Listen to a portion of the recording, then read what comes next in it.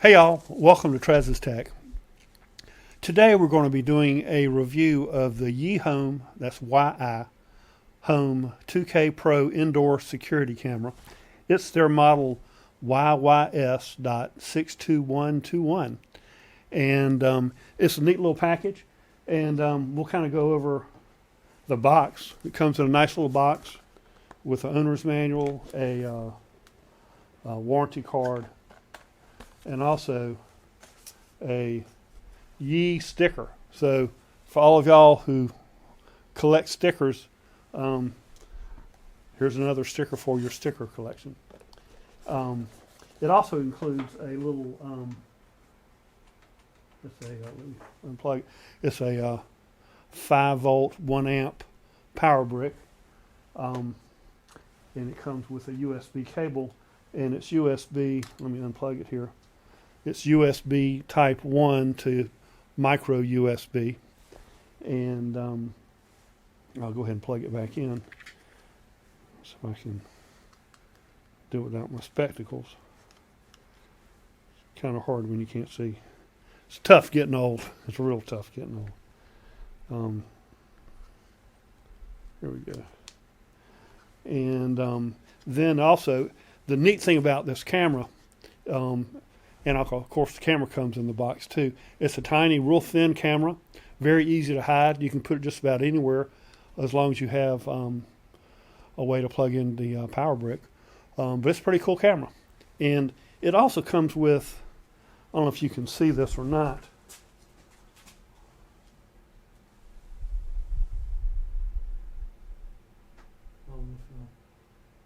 Zoom to pick that up.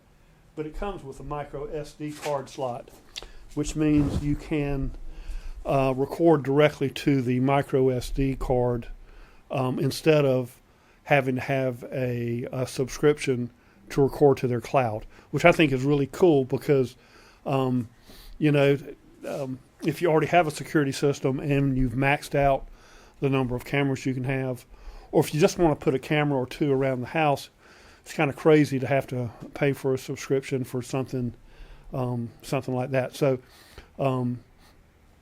that is the big advantage of this camera. But let's go ahead and plug it in and set it up.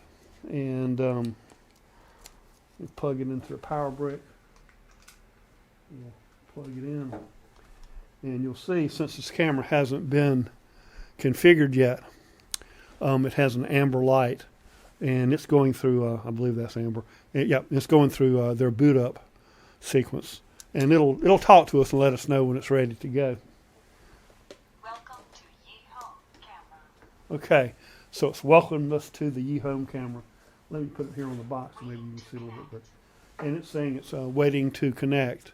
So what I'm going to do is first, I am going to go into my camera. My phone, and I'm going to turn on the screen recording so we can walk through the whole thing together. Here we go. So now I'm going to go into the YiHome app. Now I installed the app because I already have some YiHome cameras. Excuse me. If you don't have any cameras and you're starting from scratch, you can scan the QR code on the back of the camera or the QR code on the box, and it'll take you to the App Store to download their app. Or you can go to your app store and type in YiHome and download the app from there. But let's go into the YiHome app on my phone. And you see I've got several cameras there. And what we want to do is we want to add a new camera. So I'm going to press the plus sign, which is near the top right-hand corner of the white box. And I'm going to tell it I want to do an indoor camera. So I'm going to touch indoor camera, and then I'm going to do the YiHome Pro, which is the top right hand corner there, and it says wait until you hear waiting to connect. Now I've plugged my phone in and it's saying, should say it any second now, waiting to connect. So I'm going to touch I heard waiting to connect. And it's going to ask the name of your Wi-Fi and your Wi-Fi password. I've already entered that here because I already have eHome cameras at another location. So I'm going to press next, and it pops up a QR code. So I'm going to hold this QR code in front of my camera. QR code scan is successful. So it scanned the code, and so now it's starting to configure the system. Connecting to Wi-Fi. It connects it to Wi-Fi, and it tells you every step of the way. Wi-Fi is connected. It says it's connected. Pairing is successful. Now it's paired You can start using the your camera now. and the application. So I'm going to say next. And also you'll see on the little screen there, I got a email from eHome that I had set the camera up. Now it says pairing process takes 1 to 2 minutes. It may, on a brand new camera, take a little bit longer, and it may prompt you to download the latest firmware. If it doesn't, I'll show you in a few more steps how to go into the settings and do it manually. So I'm going to say this is my office camera. It says it's paired, so I'm going to touch office. And this will say you may start using your camera now. So I'm going to touch that green bar. And there you have it. You can see on my screen, there's a picture of me sitting in front of the camera. I'm going to push the camera, and you can see me waving. Hello, camera. And so we're live now. It is, by default, it is set to start recording when it senses activity. And so it's sensing activity right now. So it is now recording. We have the SD card already in the camera, and it's ready to go. So, but if this is your first camera and you've just put in an SD card, you want to go into press your settings, which is your bottom right hand corner, push settings, and here we go into the camera settings. You can turn your camera on or off and name the camera. But then if we go into camera settings, this is the really the meat and potatoes of the camera. You can turn your status light on or off, and if you look at the camera, it's got a green status light. You can turn that light off. That way, if someone is, if it does turn on and you don't want anybody to know you have a camera, that light won't be turned on for them to notice that you might have a camera hidden somewhere. If the camera image is upside down, you can flip here and have it flip it 180 degrees to flip it right side up. It has a built-in microphone on the camera, so you can talk. It does pick up noise as it's recording, but also you can use it as an intercom.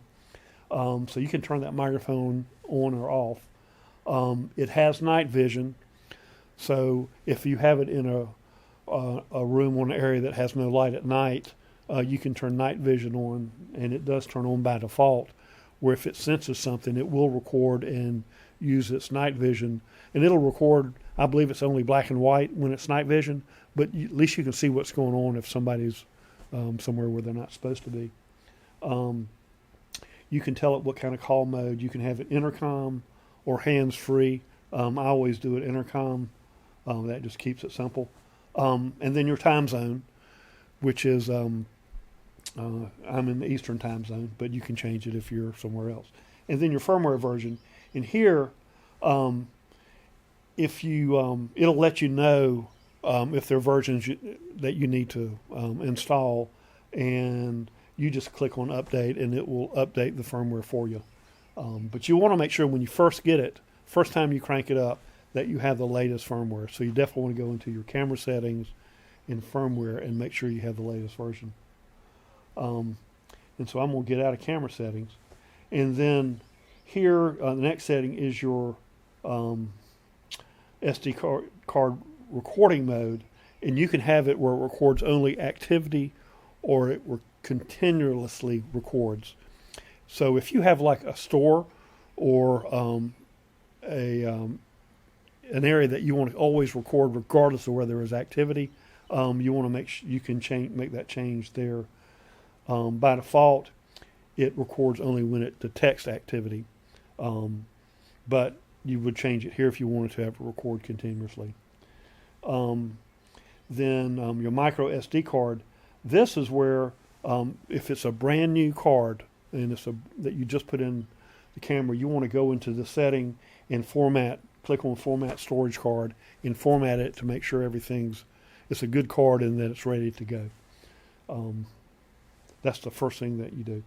And then, of course, you can pin protect it, so you can't access the camera unless you have your pin.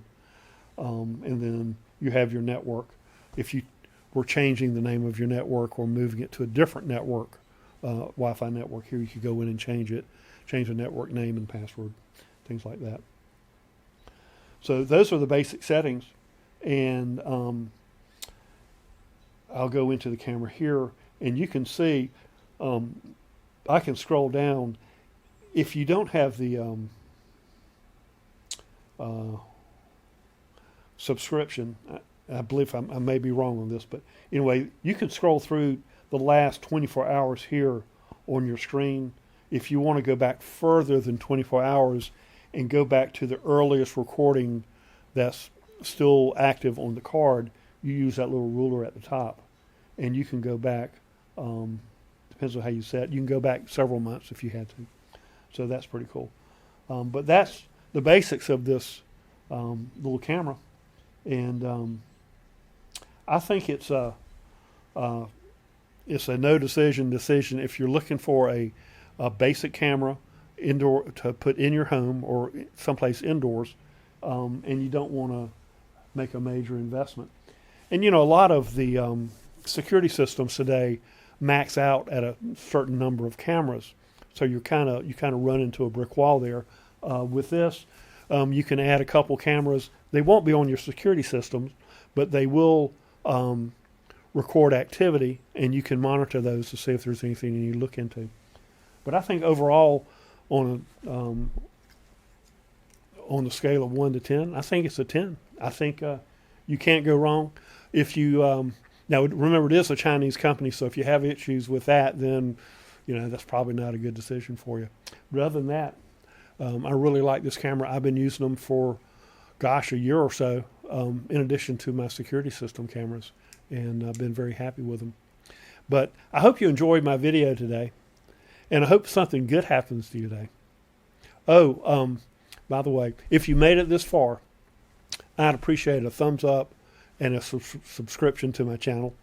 I'm still looking for that magic 1,000 subscriber count, and you never can tell. You may be the person that pushes that magic 1,000 subscriber number. But anyway, thanks again for watching my video, and I hope you have a great day.